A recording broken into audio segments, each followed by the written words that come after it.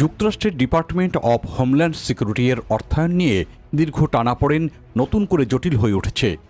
বহুদিনের আলোচনার পর মার্কিন যুক্তরাষ্ট্রের সিনেট একটি সমঝোতায় পৌঁছলেও তা হঠাৎ করেই ভেঙে দেয় United states house of representatives এর রিপাবলিকান নেতৃত্ব।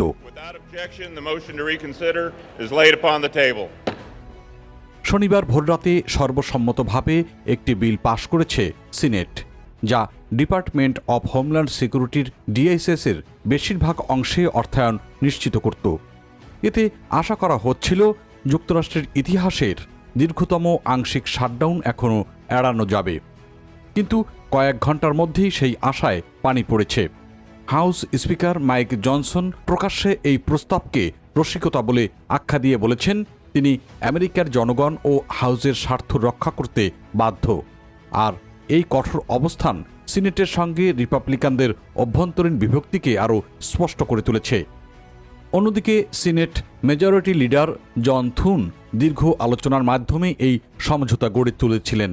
তিনি জানিয়েছেন, ডেমোক্রেটদের সঙ্গে সমঝোতায় পৌঁছতে গিয়ে অনেকবার প্রস্তাব পাল্টাতে হয়েছে এবং শেষ পর্যন্ত একটি মধ্যপন্থা অবলম্বন করা হয়। চুক্তির মূল বিষয় ছিল ইমিগ্রেশন এনফোর্সমেন্ট সংস্থা যেমন US immigration and customs enforcement আইসিই এবং বর্ডার পেট্রোলের জন্য অর্থায়ন বাদ রাখা। এতে ডেমোক্রেটদের কিছু দাবি পূরণ হলেও কঠোর অবস্থানে থাকা রিপাবলিকানদের বড় অংশ তা মেনে নিতে রাজি হননি। হাউস রিপাবলিকানদের প্রতিক্রিয়া ছিল তীব্র। নিউ ইয়র্কের কংগ্রেসম্যান নিক ল্যালোটা বলেছেন, সিনেট আসলে চাপের মুখে পিছু হটেছে। তার মতে এই প্রস্তাব দলের মূল অবস্থানকে আরও দুর্বল করে দিয়েছে।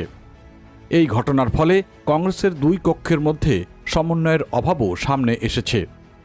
পেনসিলভেনিয়ার রিপাবলিকান আইন প্রণেতা ব্রায়ান ফিটজো প্যাট্রিক স্বীকার করেছেন যে দুই কক্ষের মধ্যে যথেষ্ট যোগাযোগ না থাকায় এমন পরিস্থিতি তৈরি হয়েছে। আর ডেমোক্রেট নেতারাও সুযোগটি কাজে লাগাচ্ছেন। তারা অভিযোগ করছেন হাউস রিপাবলিকানরা ইচ্ছাকৃতভাবে সমাধান ঠেকিয়ে দিচ্ছে। সিনেট ডেমোক্রেট নেতা চাক শুমার বলেছেন, তার দল তাদের অবস্থানে অটল রয়েছে এবং একটি বাস্তবসম্মত সমাধান দিতে চেয়েছে। এই অচল অবস্থার ফলে ফেব্রুয়ারির দিকে চলা আংশিক শাটডাউন আরও দীর্ঘায়িত হওয়ার আশঙ্কা তৈরি হয়েছে।